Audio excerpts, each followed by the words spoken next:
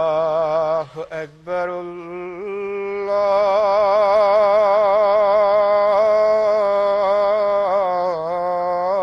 الله أكبر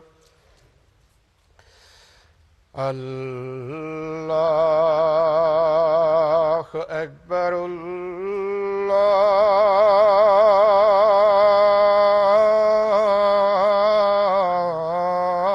الله أكبر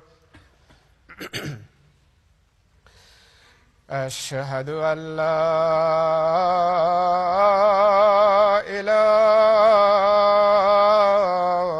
إله إلا الله أشهد أن لا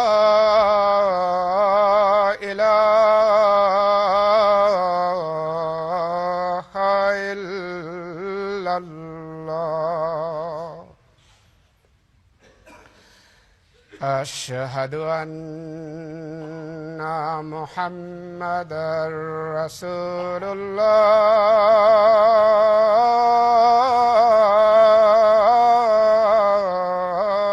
الله أشهد أن محمدًا رسول الله حي على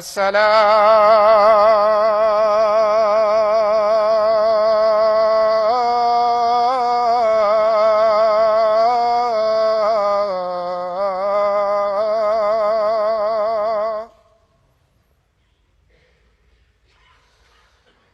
حي على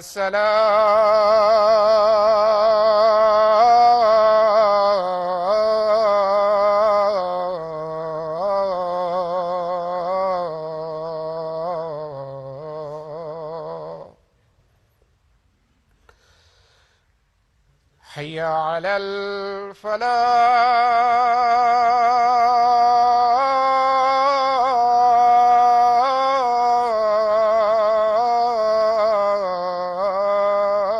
الفلاح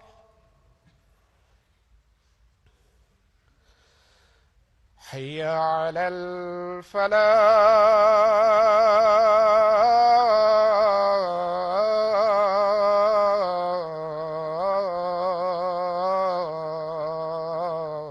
الفلاح الله أكبر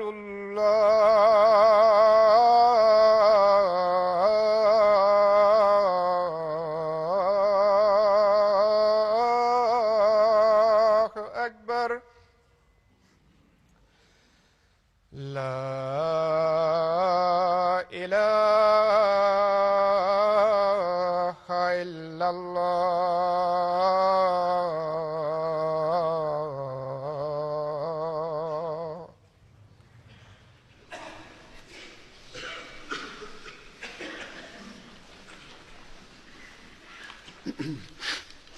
السلام علیکم ورحمۃ اللہ.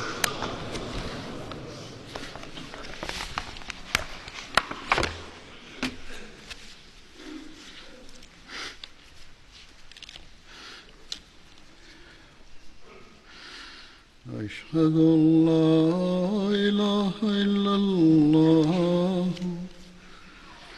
وحده لا شريك له وأشهد أن محمدًا عبده ورسوله أما بعد فأعوذ بالله من الشيطان الرجيم بسم الله الرحمن الرحيم الحمد لله رب العالمين الرحمن الرحيم مالك يوم الدين إياك نعبد نعبد وإياك نستعين اهدنا الصراط المستقيم صراط الذين أنعمت عليهم غير المغضوب عليهم ولا الضالين.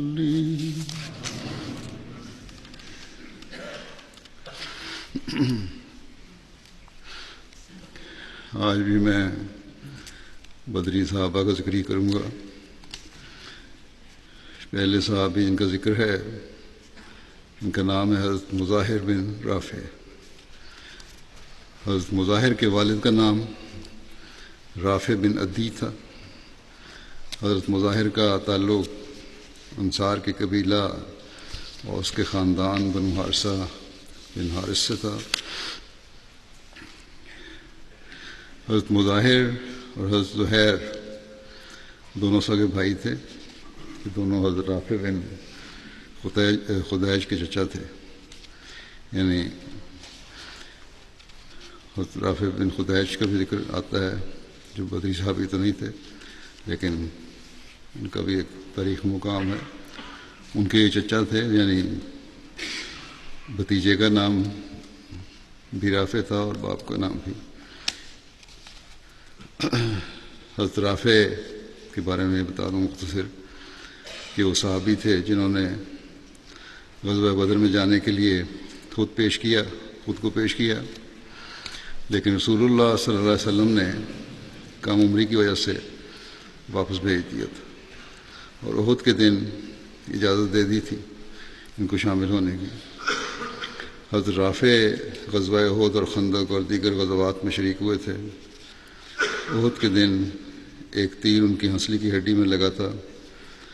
تیر تو نکال لیا گیا تھا لیکن اس کا اگلا حصہ ان کی وفات تک اندری جسم کے رہا اور رسول اللہ صلی اللہ علیہ وسلم نے حضرت رافع سے فرمایا کہ قیامت کے دن میں تمہارے لیے شہادت دوں گا. ان کی وفات عبد الملک بن مروان کے دور حکومت میں 74 ہجری میں 86 سال کی عمر میں ہوئی تھی. یہ تو ذکر تھا ان کے بھتیجے کا. حضرت زہیر کے بارے میں بتاتا ہوں. امام بخاری نے اس بات کا تذکرہ کیا ہے کہ حضرت زہیر اپنے بھائی کے ہمراہ غزوہ بدر میں شامل ہوئے تھے اور اس بھائی کا نام انہوں نے اپنی کتاب میں درج نہیں کیا. بخاری کے شارحین نے لکھا ہے کہ حضرت زہیر کے بھائی کا نام مظاہر تھا.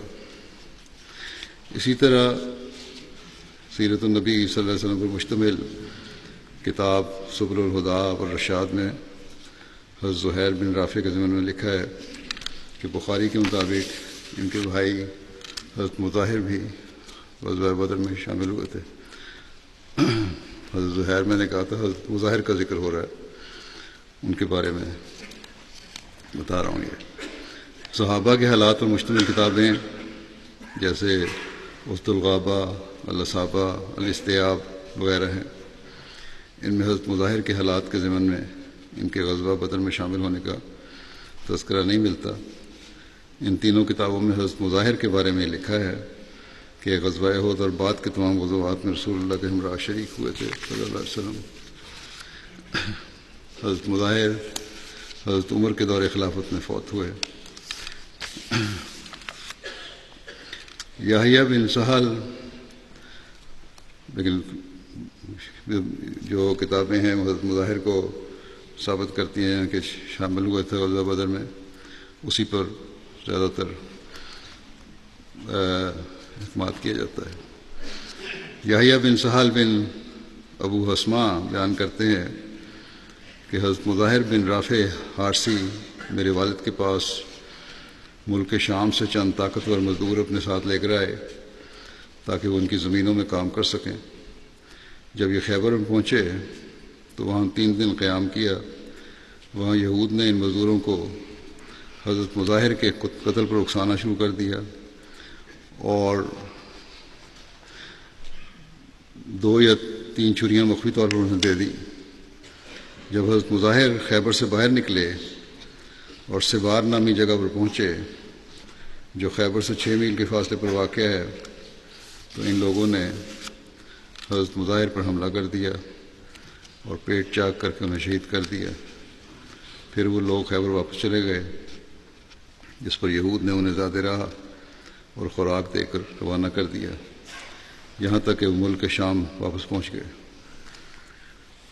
جب حضرت عمر بن خطاب کو یہ خبر ملی تو فرمایا کہ میں خیبر کی طرف نکلنے والا ہوں اور وہاں موجود اموال کو تقسیم کرنے والا ہوں اور اس کی حدود کو واضح کرنے والا ہوں اور زمینوں میں حد فاصل لگانے والا ہوں، یعنی اس کا بدلہ لیا جائے گا، اور یہود کو وہاں سے جلا وطن کرنے والا ہوں، کیونکہ رسول اللہ صلی اللہ علیہ وسلم نے ان کے بارے میں فرمایا تھا کہ میں تمہیں اس وقت تک ٹھکانہ نہ دوں گا جب تک اللہ نے تمہیں ٹھکانہ نہ دیا ہے، اور اللہ نے انہیں جلا وطن کرنے کی اجازت دے دی ہے۔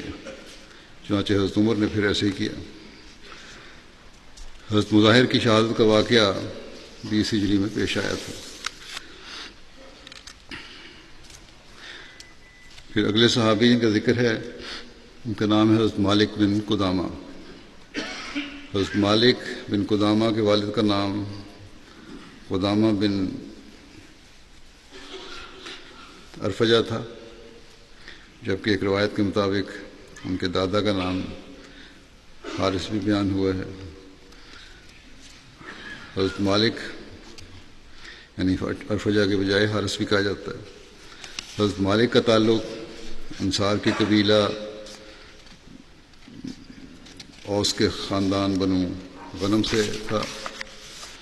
حضرت مالک اپنے ایک بھائی حضرت منذر بن قدامہ کے ہمراہ غزوہ بدر میں شریک ہوئے تھے۔ اس کے علاوہ حضرت مالک غزوہ احد میں بھی شریک ہوئے۔ پھر جن صحابی کا ذکر ہے ان کا نام ہے حضرت خریم بن فاتق۔ حضرت خریم بن فاتق کا تعلق بنو اسد سے تھا۔ ان کے والد کا نام فاتق بن اخرم یا اخرم بن شداد بھی بیان کیا گیا ہے۔ ان کی کنیت ابو یحییٰ، جبکہ ایک روایت کے مطابق ابو ایمن بیان ہوئی ہے، کیونکہ ان کے بیٹے کا نام حضرت ایمن بن اخرم تھا۔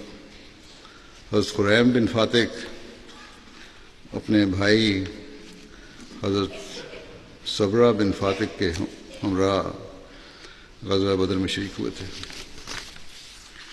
ایک قول کے مطابق حضرت خریم صلح حدیبیہ میں شامل تھے۔ ایک غیر معروف روایت یہ بھی ہے کہ حضرت خریم اور ان کے بیٹے حضرت ایمن نے اس وقت اسلام قبول کیا جب فتح مکہ کے بعد قبیلہ بنو اسد نے اسلام قبول کیا تھا، جبکہ پہلی روایت زیادہ درست ہے کہ حضرت خریم غزوہ بدر میں شامل ہوئے، اور امام بخاری نے اپنی کتاب التاریخ الکبیر میں ان کا بدری ہونا بیان کیا ہے۔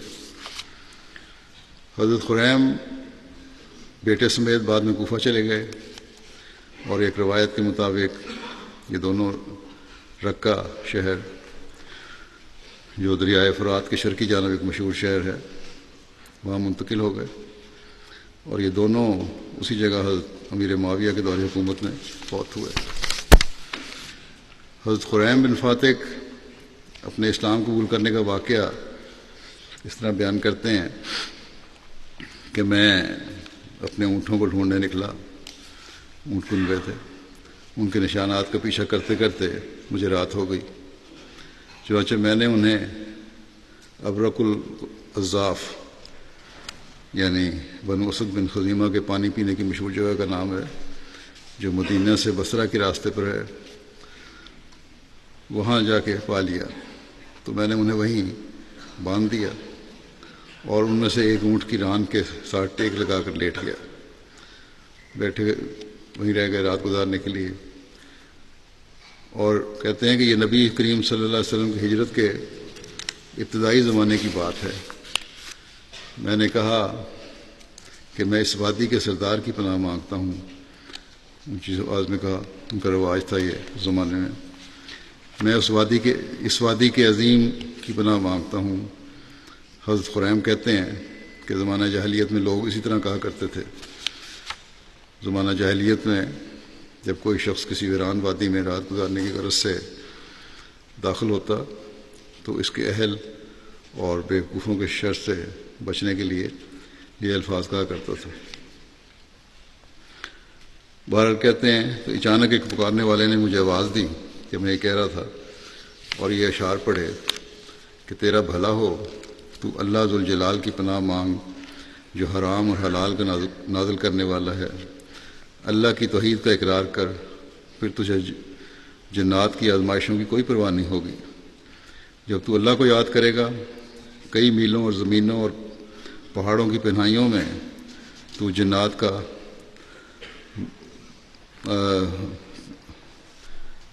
جب یاد کرے گا اللہ کو تو جنات کا مکر ناکام ہو جائے گا، سوائے تقوی والے شخص کے اور نیک اعمال کے، یعنی نیکیاں جاری رہیں گی، کوئی برائی نہیں آئے گی۔ حضرت خریم کہتے ہیں کہ میں نے جواباً کہا کہ اے پکارنے والے، تو جو کچھ کہہ رہا ہے کیا تیرے نزدیک وہ ہدایت کی بات ہے یا تو گمراہ کر رہا ہے مجھے؟ کہ زمانہ جاہلیت کی باتیں تو اور تھیں، عجیب باتیں کر رہے ہو تم توحید کی۔ اس نے کہا یہ اللہ کے رسول ہیں، بھلائیوں والے ہیں، یاسین اور حامی مات لے کر آئے ہیں، اور اس کے بعد مفصلات صورتیں بھی لائے ہیں جنہوں نے یہ ہمیں ساری باتیں بتائی ہیں، اور جو بہت ساری چیزوں کو حرام قرار دینے والے ہیں اور بہت ساری چیزوں کو حلال قرار دینے والی ہیں۔ وہ نماز اور روزے کا حکم دیتے ہیں اور لوگوں کو برائیوں سے روکتے ہیں جو گزشتہ دنوں میں برائیاں لوگوں میں موجود تھیں۔ یہ ان کو جواب ملا کہ توحید کا اعلان ہمیں اس طرح پتہ لگا ہے، اس لیے ہم کہتے ہیں۔ حضرت خریم کہتے ہیں کہ میں نے کہا کہ اللہ تجھ پر رحمت کرے، تم کون ہو؟ اس نے کہا میں ملک بن مالک ہوں، رسول اللہ صلی اللہ علیہ وسلم نے مجھے اہل نجد کے جن یعنی سرداروں پر مقرر کر کے بھیجا ہے۔ حضرت خریم کہتے ہیں کہ میں نے کہا اگر میرے لیے کوئی ایسا شخص ہوتا جو میرے اونٹوں کی کفالت کرتا، یہ بات چیت آپس میں ہو رہی ہے ان کی، تو میں ضرور اس رسول کے پاس جاتا، باتیں اچھی لگیں ان کو توحید کی، یہاں تک کہ اس پر ایمان لے آتا۔ انہوں نے کہا ملک بن مالک نے کہ میں ان کی ذمہ داری لیتا ہوں تمہارے اونٹوں کی، یہاں تک کہ میں انہیں تیرے اہل تک انشاءاللہ صحیح سلامت پہنچا دوں گا۔ کہتے ہیں کہ میں نے ان میں سے ایک اونٹ تیار کیا اور اس پر سوار ہو کر مدینہ آ گیا، باقی اونٹ ان کے سپرد کر دیے۔ میں ایسے وقت میں پہنچا کہ جب لوگ جمعہ نماز میں مصروف تھے، جمعہ کا وقت تھا، تو میں نے سوچا یہ لوگ نماز پڑھ لیں پھر میں اندر جاؤں گا، کیونکہ میں تھکا ہوا تھا، لہذا میں نے اپنی سواری کو بٹھا دیا۔ جب حضرت ابو ذر باہر نکلے تو انہوں نے مجھے کہا کہ رسول اللہ صلی اللہ علیہ وسلم فرما رہے ہیں کہ اندر آ جاؤ، بس میں اندر آ گیا۔ جب آپ نے مجھے دیکھا تو فرمایا اس بوڑھے شخص کا کیا بنا جس نے تمہیں ضمانت دی تھی کہ تمہارے اونٹ صحیح سلامت تمہارے گھر پہنچا دے گا؟ اس نے تمہارے اونٹ تمہارے گھر صحیح سلامت پہنچا دیے ہیں۔ یہ سارا نظارہ اللہ تعالیٰ نے حضرت صلی اللہ علیہ وسلم کو بھی اس کی اطلاع دے دی۔ حضرت خریم کہتے ہیں کہ میں نے کہا کہ سن کے اللہ اس پر رحم کرے، رسول اللہ صلی اللہ علیہ وسلم آیا کہ ہاں اللہ اس پر رحم کرے۔ اس پر حضرت خریم نے کہا کہ میں گواہی دیتا ہوں کہ اللہ کے سوا کوئی معبود نہیں، اور اس طرح بڑے اچھے انداز میں اسلام لے آئے۔ یہ انہوں نے اپنا اسلام لانے کا واقعہ بیان کیا۔ حضرت خریم بن فاتق نہایت لطیف مزاج اور نفاست پسند تھے، لباس اور وضع میں خوبصورتی اور نفاست کا بہت لحاظ رکھتے تھے۔ اسلام لانے سے پہلے نیچا ازار پہنتے تھے، لمبا پاجامہ یا جو نچلا لباس ہے لمبا کر کے پہنتے تھے، لمبے بال رکھا کرتے تھے۔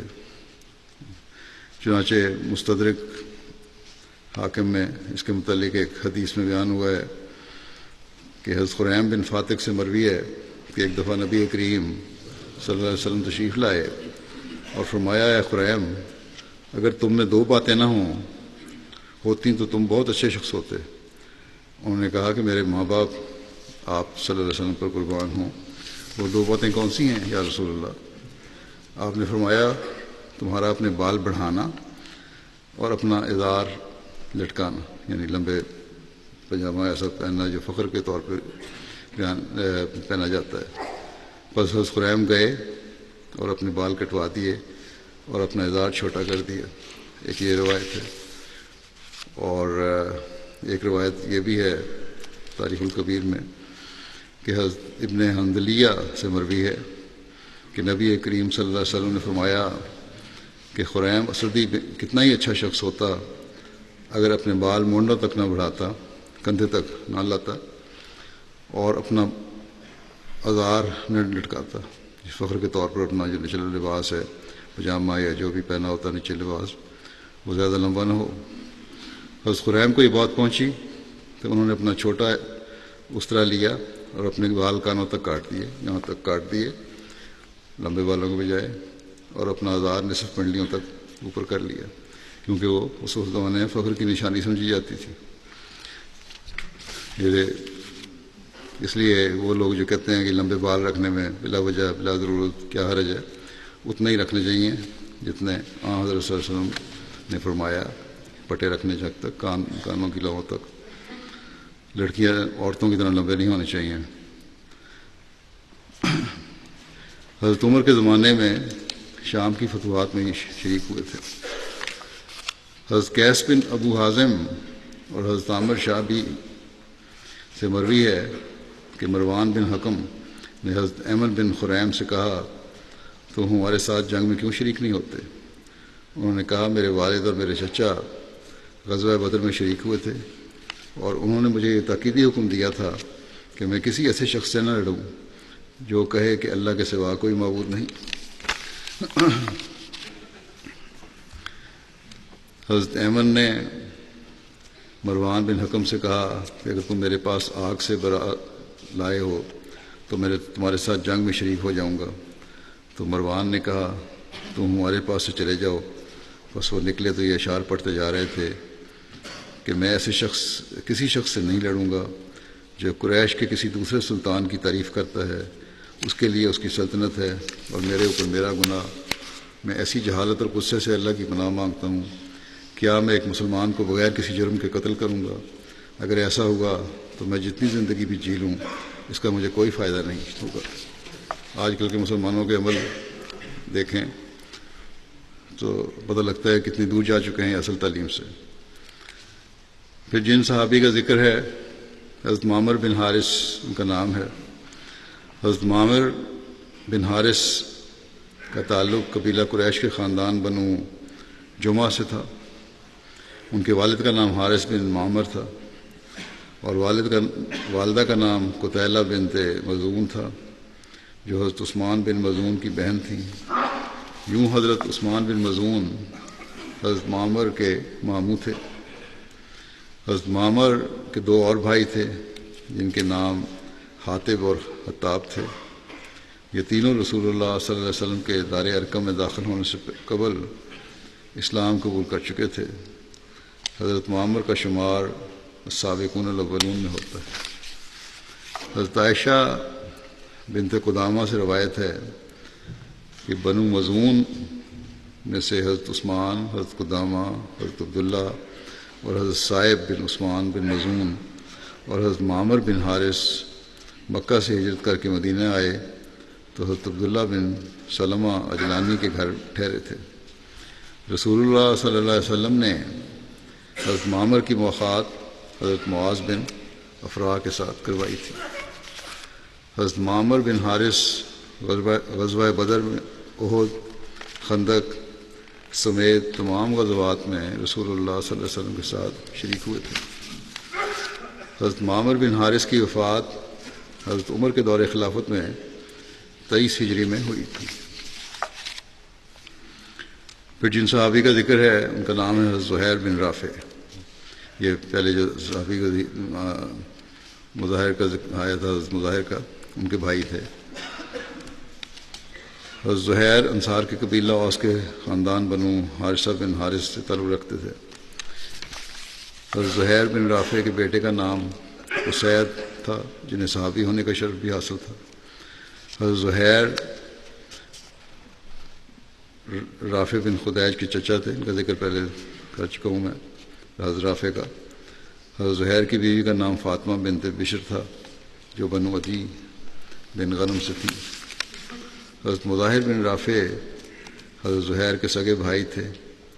دونوں بھائیوں کو غزوہ بدر میں شامل ہونے کی توفیق ملی۔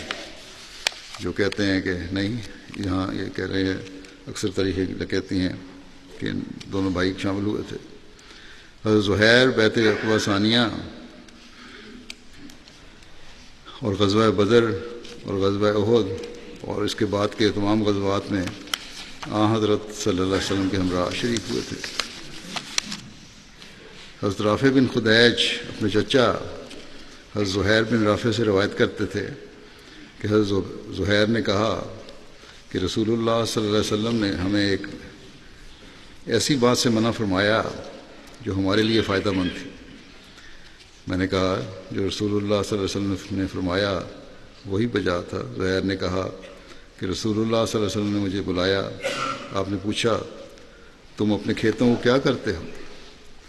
میں نے کہا کہ ہم انہیں ٹھیکے پر دے دیتے ہیں، زمینیں ٹھیکے پہ دے دیتے ہیں، اس شرط پر کہ جو نالیوں کے قریب پیداوار ہو وہ ہم لیں گے، یعنی جو پانی کے قریب جگہ ہے اچھی فصل ہوگی وہ ہم لیں گے، اور کھجور اور جو میں چند وسق کے حساب سے ایک وسق میں لیں گے۔ ایک وسق میں 60 سا ہوتے ہیں اور ایک سا 2.5 کلو کا قریباً ہوتا ہے۔ تو حضرت رسول اللہ نے فرمایا یہ سن کے کہ ایسا نہ کیا کرو، تم خود اس میں کاشت کرو، یا ان میں کاشت کراؤ یا انہیں خالی رہنے دو۔ حضرت رافع کہتے تھے کہ میں نے کہا میں نے سن لیا اور اب ایسا ہی ہوگا۔ اس کے بعد ہم خود کاشت کیا کرتے تھے یا ایسے طریقے سے لیتے تھے جہاں حقدار کو اس کا حق بھی مل جائے۔ پھر جن صحابی کا ذکر ہے ان کا نام ہے حضرت عمر بن ایاس۔ حضرت عمر یمن سے تعلق رکھتے تھے اور انصار کے قبیلہ بنو لوزان کے حلیف تھے۔ ان کے والد کا نام ایاس بن عمر تھا۔ دونوں ایک اور قول بھی یہ بھی ہے روایت کہ ان کے دادا کا نام زید تھا۔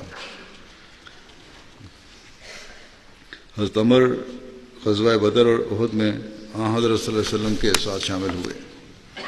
حضرت عمر حضرت ربیع بن ایاس اور حضرت ورقہ بن ایاس کے بھائی تھے، اور ان تینوں بھائیوں کو غزوہ بدر میں شامل ہونے کی توفیق ملی۔ پھر جن صحابی کا ذکر ہے ان کا نام ہے حضرت مدلج بن عمر۔ حضرت مدلج بن عمر کا نام مجلاج بھی بیان ہوا ہے۔ ان کا تعلق قبیلہ بنو سلیم کے خاندان بنو حجر سے تھا۔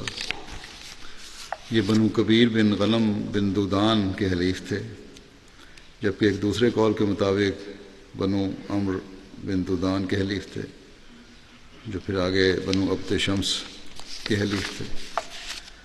حضرت مدلج غزوہ بدر میں اپنے دو بھائیوں حضرت سقف بن عمر اور حضرت مالک بن عمر کے ہمراہ شامل ہوئے تھے۔ حضرت مدلج بن عمر رسول اللہ صلی اللہ علیہ وسلم کے ہمراہ بدر، احد اور بعد کے تمام غزوات میں شامل ہوئے۔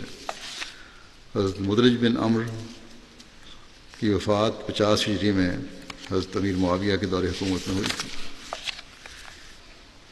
پھر جن صحابی کا ذکر ہے ان کا نام ہے حضرت عبداللہ بن سہیل۔ حضرت عبداللہ کے والد کا نام سہیل بن عمر اور والدہ کا نام فاختہ بنت عمر تھا۔ ان کے بھائی کا نام ابو جندل تھا۔ حضرت عبداللہ اپنے بھائی ابو جندل سے عمر میں بڑے تھے۔ حضرت عبداللہ کی کنیت ابو سہیل تھی۔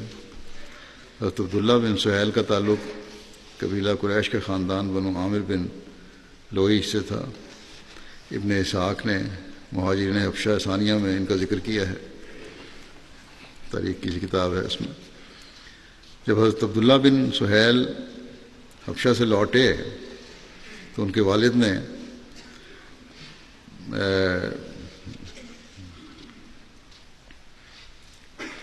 انہیں پکڑ کر ان کے دین سے ہٹا دیا، یعنی زبردستی کی ان پہ۔ حضرت عبداللہ بن سہیل نے رجوع کا اظہار کیا اور آپ مشرکین کے ہمراہ مسلمانوں کا مقابلہ کرنے کے لیے، یعنی واپس، ٹھیک ہے، انہوں نے کہا باپ کو بھی ٹھیک ہے، میں واپس آتا ہوں، اس دین سے اسلام سے توبہ کرتا ہوں۔ آپ مشرکین کے ہمراہ مسلمانوں کا مقابلہ کرنے کے لیے بدر کی طرف روانہ ہوئے۔ کہہ تو یہ دیا لیکن دل میں تسلی نہیں تھی، بہرحال مشرکین کے ساتھ بدر کی جنگ کے لیے آ گئے۔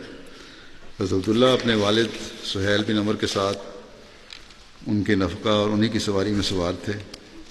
ان کے والد کو کسی قسم کا شک نہ تھا کہ اس نے اپنے دین کی طرف رجوع کر لیا، یعنی واپس اسلام چھوڑ کے واپس آ گیا۔ جب بدر کے مقام پر مسلمان اور مشرکین مقابلہ کے لیے آمنے سامنے ہوئے اور دونوں لشکروں نے ایک دوسرے کو دیکھ لیا تو حضرت عبداللہ بن سہیل مسلمانوں کی طرف پلٹ آئے اور لڑائی سے پہلے رسول اللہ صلی اللہ علیہ وسلم کی خدمت میں حاضر ہو گئے۔ یوں آپ بحالت اسلام غزوہ بدر میں شامل ہوئے تھے۔ اس وقت ان کی عمر 27 سال تھی۔ حضرت عبداللہ کے ایسا کرنے کی وجہ سے ان کے والد سہیل بن عمر کو شدید غصہ آیا۔ حضرت عبداللہ بن سہیل بدر، احد، خندق سمیت تمام غزوات میں رسول اللہ صلی اللہ علیہ وسلم کے ہمراہ شریک ہوئے۔ حضرت عبداللہ نے فتح مکہ کے دن رسول اللہ صلی اللہ علیہ وسلم سے اپنے والد کے واسطے امان لی، یعنی ان کو معاف کر دیں، پناہ میں لے دیں۔ انہوں نے رسول اللہ صلی اللہ علیہ وسلم کی خدمت میں حاضر ہو کر عرض کیا کہ یا رسول اللہ صلی اللہ علیہ وسلم، کیا آپ میرے والد کو امان دیں گے؟ آپ نے جواب دیا کہ وہ اللہ کی امان کی وجہ سے امن میں ہے، ٹھیک ہے، اسے چاہیے کہ وہ باہر آ جائے۔ پھر رسول اللہ صلی اللہ علیہ وسلم نے اپنے ارد گرد احباب سے فرمایا، جو شخص سہیل بن عمر کو دیکھے تو اسے حقارت کی نظر سے نہ دیکھے۔ میری زندگی کی قسم ہے کہ یقیناً سہیل عقل مند اور شریف آدمی ہے، اور سہیل جیسا شخص اسلام سے ناواقف نہیں رہ سکتا۔ حضرت عبداللہ بن سہیل اٹھ کر اپنے والد کے پاس گئے اور ان کو رسول اللہ صلی اللہ علیہ وسلم کی گفتگو سے آگاہ کیا۔ سہیل نے کہا کہ اللہ کی قسم وہ بڑھاپے اور بچپن میں نیکوکار تھے۔ یوں حضرت عبداللہ کے والد سہیل نے اس موقع پر اسلام قبول کر لیا۔ حضرت سہیل امان والے واقعہ کے بعد کہتے تھے کہ اللہ نے اسلام میں میرے بیٹے کے لیے بہت زیادہ بھلائی رکھتی ہے۔ حضرت عبداللہ جنگ یمامہ میں بھی شریک ہوئے تھے اور اسی جنگ میں 12 ہجری میں دور خلافت حضرت ابوبکر صدیق میں شہید ہوئے۔ اس وقت ان کی عمر 38 سال تھی۔ حضرت ابوبکر صدیق رضی اللہ عنہ جب اپنے دور خلافت میں حج کے لیے مکہ تشریف لائے تو حضرت عبداللہ بن سہیل کے والد حضرت سہیل بن عمر کے مکہ میں حضرت ابوبکر سے ملنے آئے۔ تب حضرت ابوبکر نے ان سے ان کے بیٹے عبداللہ کی تعزیت کی۔ اس پر حضرت سہیل نے کہا کہ مجھ تک یہ بات پہنچی ہے کہ رسول اللہ صلی اللہ علیہ وسلم نے فرمایا کہ شہید اپنے اہل میں سے 70 افراد کی شفاعت کرے گا، تو میں یہ امید رکھتا ہوں کہ میرا بیٹا مجھ سے قبل کسی اور سے آغاز نہ کرے گا، یعنی میں جب مروں تو میری شہادت کی وہ سفارش کرے، میری بخشش کی۔ اسی طرح دوسری رائے کے مطابق حضرت عبداللہ بحرین کے علاقہ جواسہ میں 88 سال کی عمر میں شہید ہوئے تھے۔ جواسہ بحرین میں کیس کا قلعہ ہے جس کو علاء بن حضرمی نے حضرت ابوبکر صدیق رضی اللہ عنہ کے دور خلافت میں 12 ہجری میں فتح کیا تھا۔ بہرحال یہ دو روایتیں ہیں۔ حضرت یزید بن حارث ہیں صحابی جن کا اب ذکر ہوگا۔ حضرت یزید بن حارث کا تعلق انصار کے قبیلہ خزرج کے خاندان بنو عامر بن حارثہ سے تھا۔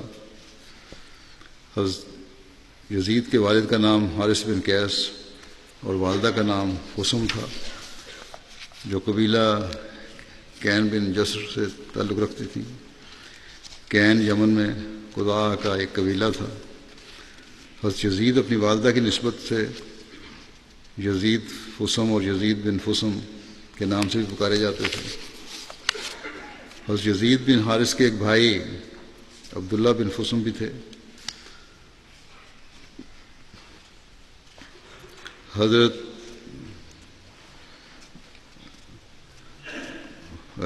عمیر بن عبد عمر ذو الشمالین کے بارے میں ان کا نام ذو الشمالین بھی تھا۔ ابن ہشام بیان کرتے ہیں کہ انہیں ذو الشمالین اس لیے کہا جاتا تھا کیونکہ یہ بائیں ہاتھ سے زیادہ کام کرتے تھے۔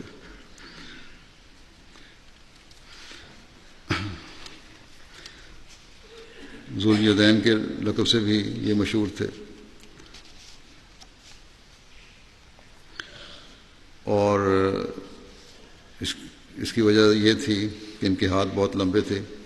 اسی طرح یہ بھی کہا گیا ہے کہ چونکہ یہ دونوں ہاتھوں سے کام لیتے تھے اس لیے انہیں ذو الیدین بھی کہا جاتا تھا۔ ان کا نام عمیر بن عبد عمر خزائی تھا۔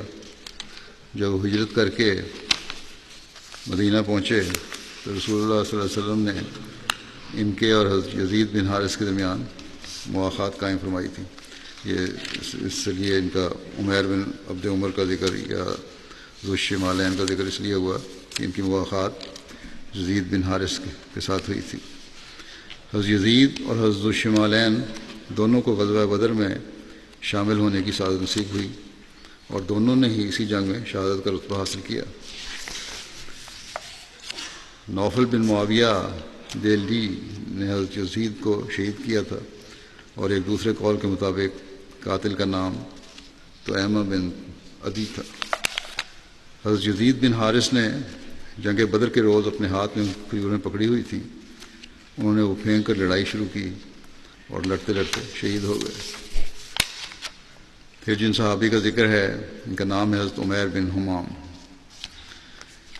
حضرت عمیر بن حمام کا تعلق انصار کے قبیلہ خزرج کی شاخ بنو سلمہ کے خاندان بنو حرام بن کعب سے تھا۔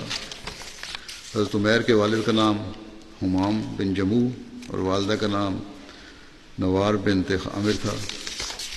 رسول اللہ صلی اللہ علیہ وسلم نے حضرت عمیر بن حمام اور عبیدہ بن حارث مطلبی کے درمیان مواخات قائم فرمائی، جنہوں نے مکے سے مدینہ ہجرت کی۔ یہ دونوں بدر کے دن شہید ہونے والوں میں شامل تھے۔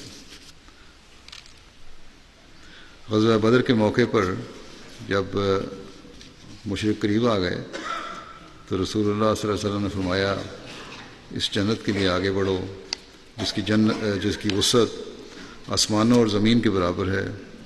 راوی کہتے ہیں کہ حضرت عمیر بن حمام نے عرض کیا یا رسول اللہ، وہ جنت جس کی وسعت آسمانوں اور زمین کے برابر ہے آپ فرما رہے ہیں؟ آپ نے فرمایا ہاں۔ اس پر انہوں نے کہا بخے بخے، یعنی واہ واہ۔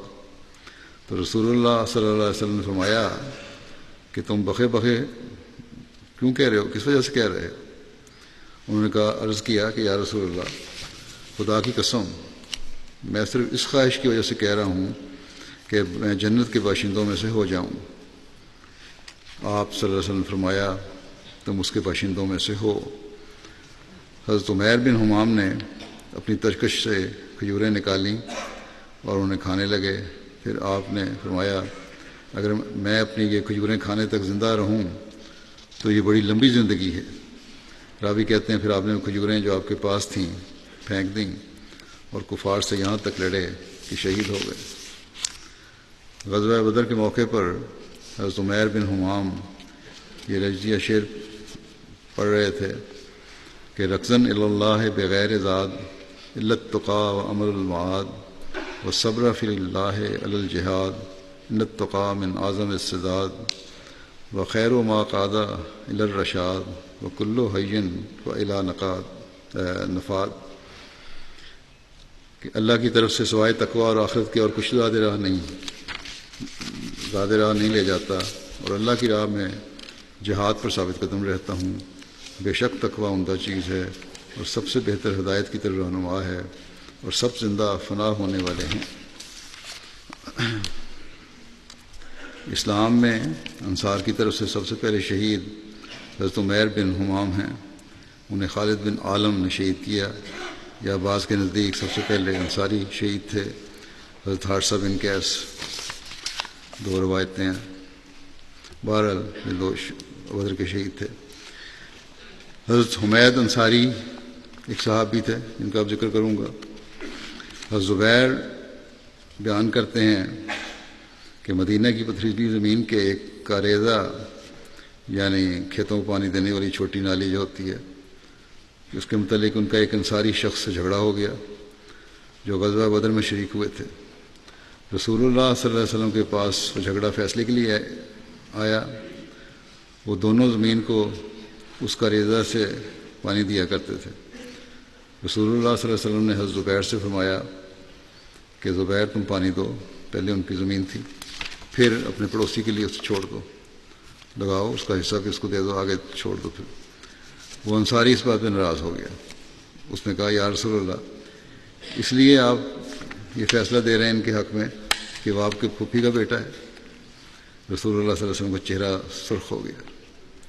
پھر آپ صلی اللہ علیہ وسلم نے حضرت زبیر سے فرمایا کہ پہلے تو احسان کے رنگ میں بات کی تھی، اس کو چھوڑو پانی تھوڑا سا دے کے، اب یہ حق والی بات آ رہی ہے کہ تم پانی دو اور اسے روکے رکھو یہاں تک کہ وہ مڈیروں تک آ جائے، پورا پانی لگاؤ اپنے کھیتوں کو۔ رسول اللہ صلی اللہ علیہ وسلم نے حضرت زبیر کو ان کا پورا حق دلوایا، حالانکہ رسول اللہ صلی اللہ علیہ وسلم اس سے پہلے حضرت زبیر کو اپنی رائے کا اشارہ کر چکے تھے، جس میں ان کے اور اس انصاری کے لیے بڑی گنجائش تھی۔ جب انصاری نے رسول اللہ صلی اللہ علیہ وسلم کو ناراض کر دیا تو آپ صلی اللہ علیہ وسلم نے حضرت زبیر کو صاف اور صحیح فیصلہ دے کر ان کا پورا حق دلا دیا۔ عروہ نے کہا کہ حضرت زبیر کہتے تھے کہ بخدا میں یہی سمجھتا ہوں کہ یہ آیت اسی واقعے سے متعلق نازل ہوئی ہے کہ فلا و رب کا لا یؤمنون حتی یحکموک فیما شجر بینہم، کہ تیرے رب کی ہی قسم ہے ہرگز ہرگز مومن نہیں ہوں گے جب تک کہ وہ تجھے ان باتوں میں حکم نہ بنائیں جو ان کے درمیان اختلافی صورت اختیار کرتی ہے۔ پوری آیت اس طرح بھی ہے، بتا دیتا ہوں میں کہ فلا و رب کا لا یؤمنون حتی یحکموک فیما شجر بینہم ثم لا یجدوا فی انفسہم حرجا مما قضیت ویسلموا تسلیما، کہ تیرے رب کی قسم ہے کہ جب تک وہ ہر بات میں جس کے متعلق ان میں جھگڑا ہو جائے تجھے حکم نہ بنائیں، اور پھر جو فیصلہ تو کرے اس سے اپنے نفوس میں کسی قسم کی تنگی نہ پائیں اور پورے طور پر فرمانبردار نہ ہو جائیں، ہرگز ایماندار نہیں ہوں گے۔ الاصابہ اسد الغابہ اور صحیح بخاری کی شرح ارشاد الساری میں یہ لکھا ہے کہ انصار کے جس شخص کی حضرت زبیر سے تکرار ہوئی وہ حضرت حمید انصاری تھے جو غزوہ بدر میں شامل ہوئے تھے۔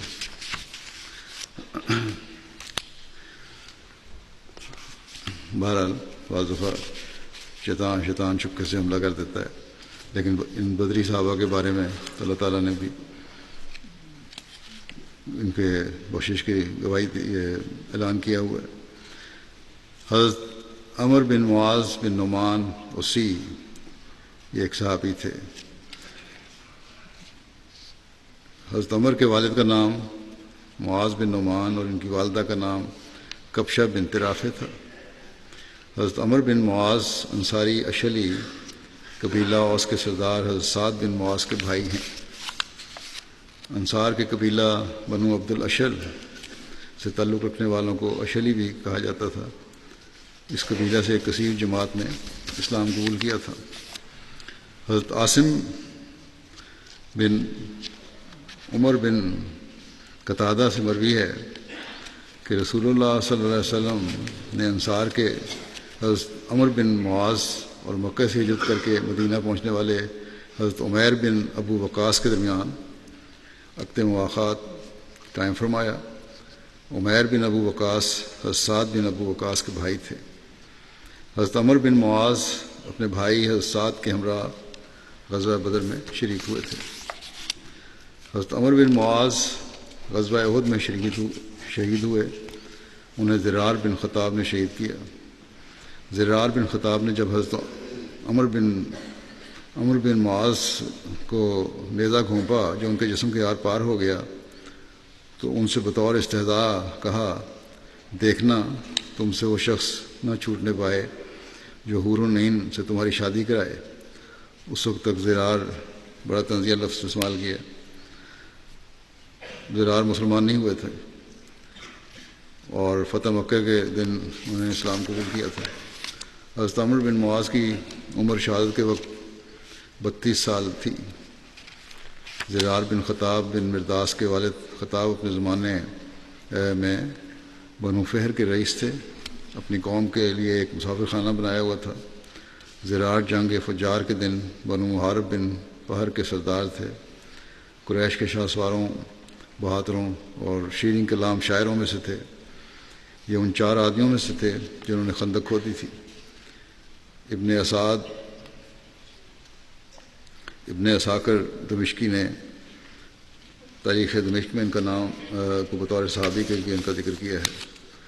زرار حضرت ابو عبیدہ کے ہمراہ فتوحات شام میں شریک تھے اور فتح مکہ کے دن انہوں نے اسلام قبول کیا تھا۔ ان کا اسلام لانا مشہور ہے اور ان کی نظم و نثر ان کے اسلام پر دلالت کرتی ہے۔ حضرت مسعود بن ربیعہ بن عمر ہیں ایک صحابی۔ حضرت مسعود بن ربیعہ کا تعلق قبیلہ قارہ سے تھا اور آپ قبیلہ بنو زہرہ کے حلیف تھے۔ حضرت مسعود کی کنیت ابو عمیر تھی۔ حضرت مسعود کے والد کا نام ربیع کے علاوہ ربیعہ اور عامر بھی بیان کیا گیا ہے۔ حضرت مسعود کے ایک بیٹے کا نام عبداللہ بھی ملتا ہے۔ حضرت مسعود کے خاندان کو مدینہ میں قاری کہا جاتا تھا۔ حضرت مسعود بن ربیعہ رسول اللہ صلی اللہ علیہ وسلم کے دار ارقم میں داخل ہونے سے پہلے ایمان لے آئے تھے۔ حضرت مسعود بن ربیعہ نے جب مدینہ کی طرف ہجرت کی تو حضرت صلی اللہ علیہ وسلم نے ان کے اور حضرت عبید بن طیحان کے درمیان مواخات کا رشتہ قائم فرمایا۔ حضرت مسعود بن ربیعہ غزوہ بدر، غزوہ احد، غزوہ خندق اور اس کے علاوہ تمام دیگر غزوات میں حضرت صلی اللہ علیہ وسلم کے ساتھ شریک ہوئے۔ آپ کی وفات 30 ہجری میں ہوئی اور اس وقت آپ کی عمر 60 سال سے زیادہ تھی۔ اللہ تعالیٰ ان تمام صحابہ کے درجات بلند فرماتا چلا جائے اور جو ان کی نیکیاں تھیں وہ ہم بھی اس کو جاری رکھنے والے ہوں۔ اس کے بعد میں مختصر صرف یہ کہنا چاہتا ہوں کہ اگلے جمعے سے انشاءاللہ تعالیٰ جلسہ سالانہ شروع ہو رہا ہے یہاں برطانیہ کا۔ اس کے ہر لحاظ سے بابرکت ہونے کے لیے دعا کریں۔ اللہ تعالیٰ ہر لحاظ سے بابرکت فرمائے۔ جن کی ڈیوٹیاں ہیں وہ اپنی تمام تر صلاحیتوں کے ساتھ ان ڈیوٹیوں کو سر انجام دینے کی کوشش کریں اور دعا بھی کریں کہ اللہ تعالیٰ انہیں توفیق دے کہ صحیح طور پہ ڈیوٹیاں ادا کر سکیں۔ اللہ تعالیٰ انہیں بہتر رنگ میں حضرت مسیح موعود علیہ السلام کے مہمانوں کی خدمت کی توفیق عطا فرمائے۔ اس سال شعبہ ٹرانسپورٹ کو اس لحاظ سے کچھ زیادہ کام کرنا پڑے گا اور پلاننگ بھی کرنی ہوگی کہ یہاں جماعتی قیام گاہوں میں جو لوگ ٹھہرے ہوئے ہیں مہمان، ان کو اسلام آباد جلسے سے پہلے بھی اور بعد میں بھی چند دن لانے کا انتظام کرنا ہوگا اور ٹرانسپورٹ کا انتظام کرنا ہوگا۔ اس کے لیے میں نے سلسلانوں کو کہا تھا کہ پلاننگ کر لیں۔ امید ہے اس پہ کام شروع ہو گیا ہوگا تاکہ مہمان وہاں اسلام آباد میں بھی آ کے وہاں بھی نمازیں ادا کر سکیں۔ اور جلسے کے دنوں میں تو حدیقۃ المہدی میں یہاں سے انتظام ہوتا ہی ہے۔ اللہ تعالیٰ سب کام حسن رنگ میں سب کو انجام دینے کی توفیق دے۔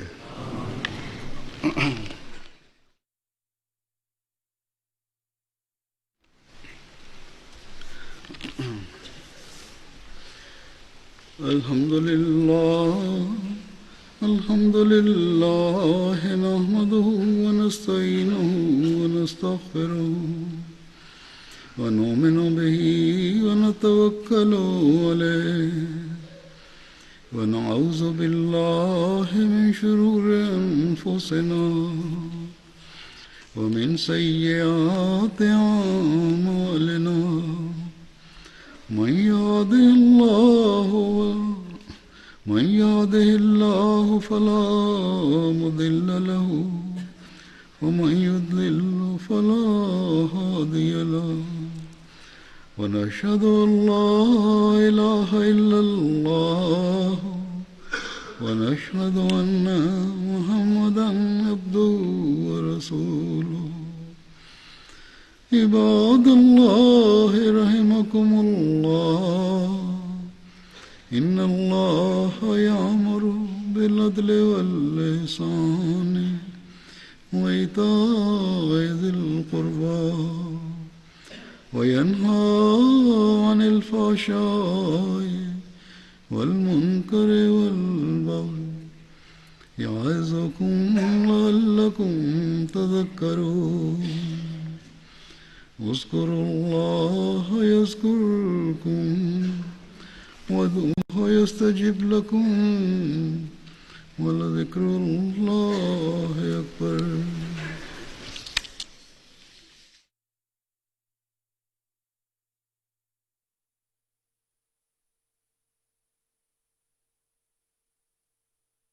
اللهم صل على محمد وعلى آل محمد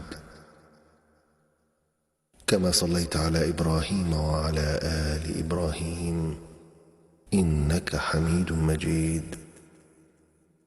اللهم بارك على محمد وعلى آل محمد كما باركت على إبراهيم وعلى آل إبراهيم إنك